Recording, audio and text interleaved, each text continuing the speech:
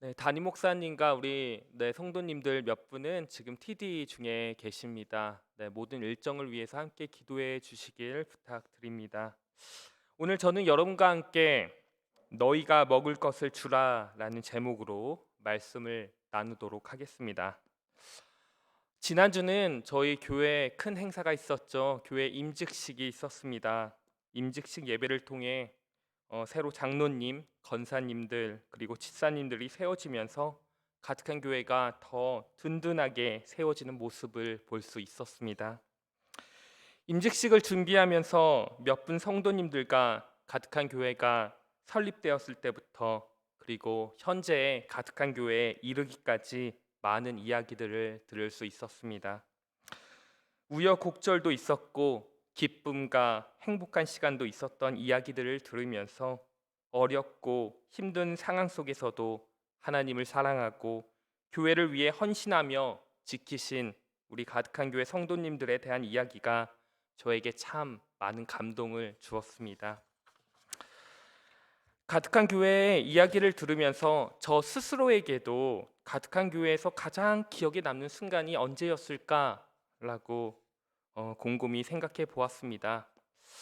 제가 아무에게도 나누지 않았는데요. 오늘 우리 새벽 예배 나오신 우리 특별히 우리 새벽 예배 나오신 우리 성도님들께만 제가 말씀을 나누도록 하겠습니다. 여러분, 지난번 성탄절 주일 때 천장 누수 사건 기억나시죠? 네. 지금은 공사가 잘 마무리되어서 매주 펠로우십을 통해 함께 음식을 나누고 사랑을 나누고 교제를 나눌 수 있어서 얼마나 감사한지 모르겠습니다. 그 당시에는 펠로우십을 사용을 할 수 없어서 당시는 정말 교회 공동체 모두에게 어렵고 참 힘든 시간이었습니다. 그러나 지금 돌아보니 저에게는 작년 성탄절 그 천장 누수 사건이 정말 특별하고 감동적이었던 날로 기억되고 있습니다. 왜냐하면 그 누수 사건을 통해 우리 교회 공동체의 소중함과 하나님의 기적을 다시 한번 깨닫게 해준 특별한 시간이었기 때문입니다. 천장 누수 사건이 일어난 날은 우리 성탄절 주일이었습니다. 저는 성탄절 주일 예배를 마치고 집에서 평소처럼 가족과 함께 쉬고 있었습니다. 그러던 중 교회 밴드를 통해 우리 펠로우십의 히터 라인이 얼어 천장에서 물이 뚝뚝 떨어지고 있다는 사실을 알게 되었습니다. 그 영상에서는 화재 경보가 울리고 천장 일부가 무너져 내리고 있었습니다. 분명 긴급한 수리가 필요한 위급한 상황이었습니다. 그런데 여러분도 잘 알다시피 성탄절 휴일이라 배관공을 부르기가 쉽지 않아 이런 문제를 해결할 줄 아는 분들에게 교회에 와달라고 요청하는 내용의 메시지가 있었습니다. 저는요, 배관 기술도 없지만 교회 상황이 걱정이 되었습니다. 그래서 교회에 왔는데요. 이미 성탄절 연휴임에도 불구하고 많은 교인분들이 교회에 남아서 위급한 상황을 해결하기 위해 노력하고 계셨고 몇몇 교인들이 교회에 도착해 함께 배관을 점검하고 고장난 보일러를 고치려고 애쓰고 있었습니다. 천장에서 떨어지는 물을 모으기 위해 양동이를 들고 나와 교체하는 등 교인들이 모두 힘을 합쳐서 일하는 모습이 정말 감사했습니다. 비록 모두가 뛰어난 기술이나 지식으로 문제를 해결한 것은 아니지만 이 일을 통해 교회 공동체를 위해 함께 봉사하는 기쁨을 배웠습니다. 그리고 임시적인 해결책도 찾을 수 있었습니다. 그러면 어떻게 이 문제를 해결할 수 있었을까요? 저는 성탄절 연휴임에도 불구하고 그리스도인의 몸인 교회를 사랑하는 마음으로 성도 한 사람 한 사람 한 사람이 각자의 은사를 통해 공동체를 위해 시간을 내어 이 문제를 해결하기 위해 노력한 결과라고 믿습니다. 하나님과 우리 교회를 사랑하는 마음이 있었기에 가능했습니다. 저는 이번 일을 통해 교회는 한 사람의 유능한 리더로 인해 교회가 세워지는 것이 아니라 오히려 교회는 우리 모두가 함께 참여하고 기여하고 협력할 때 교회가 점점 더 진정성 있고 유기적인 교회가 된다는 것을 다시 한번 깨닫게 되었습니다. 오늘의 성경 말씀은 빵 5개와 물고기 2마리로 5천 명이 넘는 사람들을 먹인 기적의 이야기입니다. 여러분들 이 말씀 구절 잘 아시죠? 이 유명한 이야기를 통해 많은 사람들은 기적을 일으키신 예수님의 동정심과 사랑 그리고 능력에만 초점을 맞추는 경향이 있습니다. 그러나 이 놀라운 기적의 이야기를 예수님의 능력에만 초점을 두면 안 됩니다. 예수님을 믿고 따르는 우리가 가져야 할 믿음과 신앙의 태도에 대해서도 말씀해 주고 있는 귀한 하나님의 말씀이기 때문입니다. 오늘 말씀을 보면 예수님과 제자들이 식사를 하고 쉬기 위해 군중을 피해 배를 타고 한적한 곳으로 가고 있는 장면이 나옵니다. 사람들과 늘 함께 계셨기에 제자들과 예수님은 항상 피곤하셨습니다. 사람들이 그들이 떠나는 것을 보고 군중은 예수님과 제자들이 도착하기도 전에 걸어서 따라가서 그곳에 도착한 것을 볼 수 있습니다. 예수님은 자신들을 따라온 군중을 보시고 목자 없는 양같이 여기시며 그들을 불쌍히 여기셨습니다. 그리고 추근한 마음과 함께 그들에게 여러 가지를 가르쳐 주셨습니다. 그들의 영적인 필요를 채워 주셨습니다. 때가 저물어 가자 식사 시간이 되었습니다. 제자들은 5천 명이 넘는 군중을 먹일 양식이 충분하지 않다고 생각하여 예수님께 군중이 마을로 가서 따로 가서 먹을 양식을 사서 먹게 해달라고 요청했습니다. 어쩌면 제자들의 요청은 꽤 합리적이고 객관적인 해결책처럼 보입니다. 그러나 예수님은 다르게 말씀하십니다. 37절 말씀을 보면 너희가 그들에게 먹을 것을 주라 라고 말씀하십니다. 즉 예수님께서 제자들에게 너희라고 말씀하신 것은 모든 사람이 각자 알아서 흩어져서 식사를 해결하는 것이 아니라 제자들에게 함께 있는 사람들의 모든 식사를 너희가 함께 나누라고 말씀하시는 것입니다. 그러나 제자들은 예수님께 그러면 우리가 가서 빵 200데나리온 어치를 사다가 그들에게 먹이라는 말씀이십니까? 라고 또 묻습니다. 하지만 예수님은 제자들에게 다시 말씀하십니다. 너희에게 빵이 얼마나 있느냐? 가서 알아보아라 라고 말씀하십니다. 예수님은 왜 그러셨을까요? 예수님의 관심은 현금 교환을 통해 이루어지는 관계와 방법의 해결책을 원하지 않으셨기 때문입니다.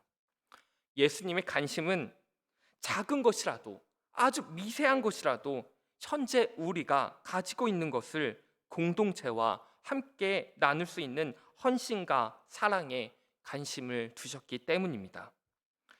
따라서 예수님은 현재 제자들이 가지고 있는 빵이 얼마나 있는지 알아보라고 말씀하신 것입니다. 예수님 말씀대로 제자들은 순종하였습니다. 여러분, 그리고 어떻게 되었을까요?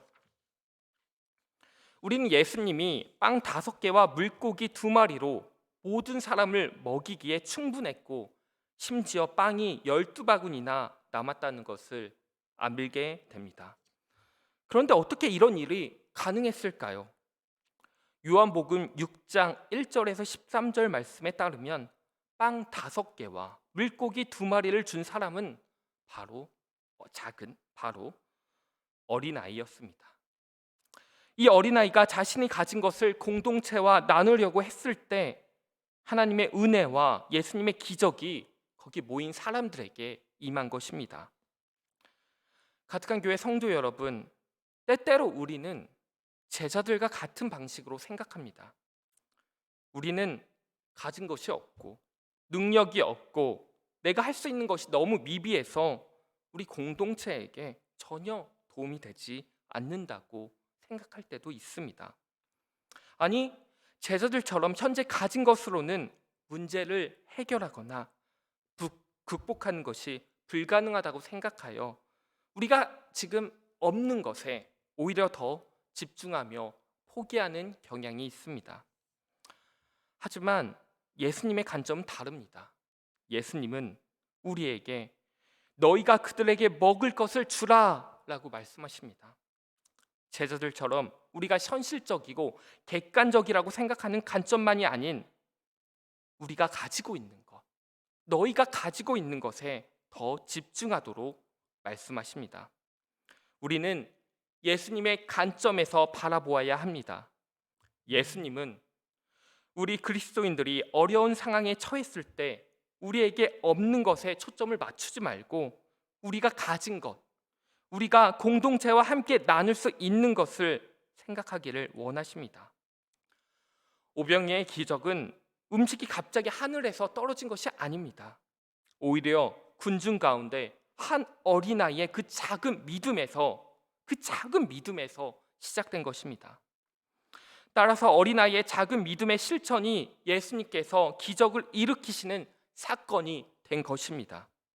즉 예수님께서 누가복음 17장 6절에 너희에게 겨자씨 한 알만한 믿음이 있었더라면 이 뽕나무더러 뿌리가 뽑혀 바다에 심기어라 하였을 것이요 그것이 너희에게 순종하였으리라 라는 말씀처럼 그 겨자씨 한 알만한 그 어린아이의 작은 믿음이 예수님의 기적을 불러 일으키신 것입니다.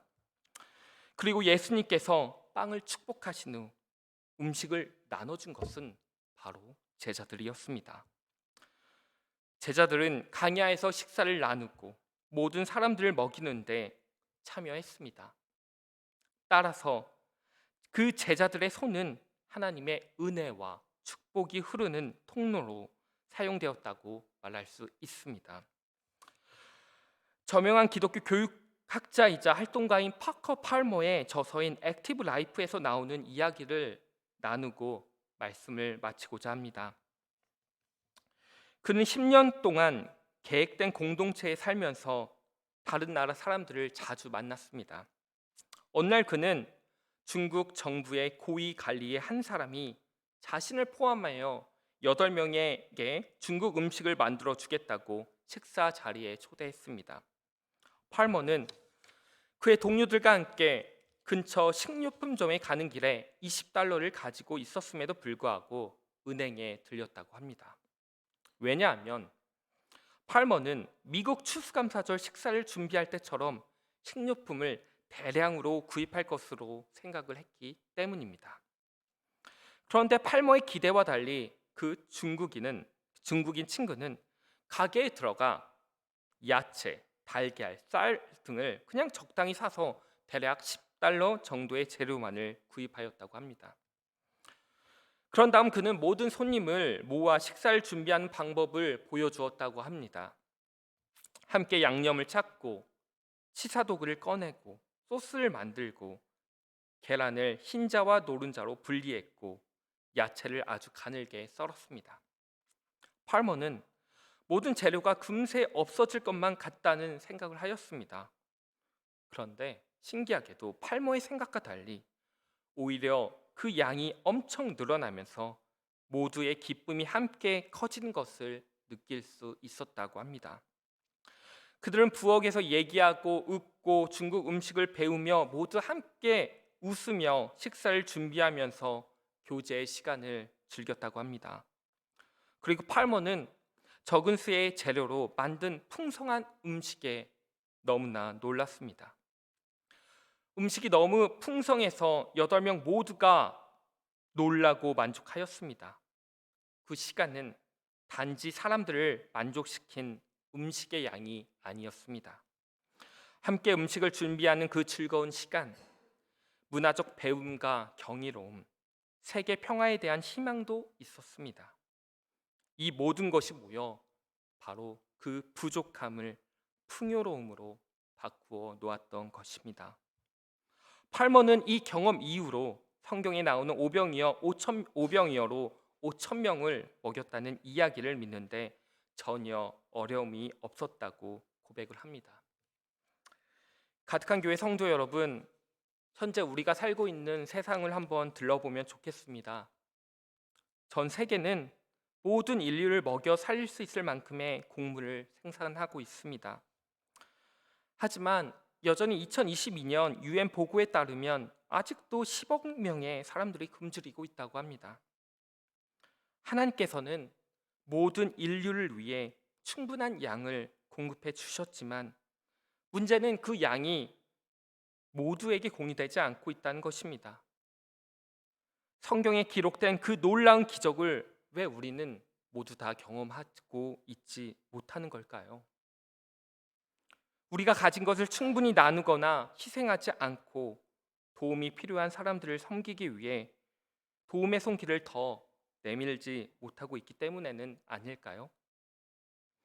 예수님은 어린아이의 보리떡 5개와 물고기 2마리로 5천 명 이상을 먹이셨습니다. 우리가 가진 것을 이웃과 교회 공동체와 함께 나누는 것이 어쩌면 이 세상의 모든 필요를 충족시키기에는 너무 적어 보일 수도 있을 것입니다. 그러나 이 세상의 모든 배고픈 사람들이 만족하는 세상으로 변화시킬 수 있는 바로 그 능력은 우리가 가진 물품의 양이 아니라 바로 우리의 희생과 섬김의 손길에서 역사하시는 예수님의 능력에서 있습니다. 예수님 자신이 우리의 삶의 희망이라는 사실을 기억하시길 바랍니다. 예수님의 긍휼이 우리의 긍휼이 될 때, 예수님의 희망이 우리의 희망이 될 때 바로 희망이 있습니다. 주님의 제자인 우리가 하나님의 풍성한 사랑을 함께 나누고 베푸는 주님의 손과 발이 되는 가득한 교회 성도 여러분 모두가 되시길 간절히 기도하겠습니다.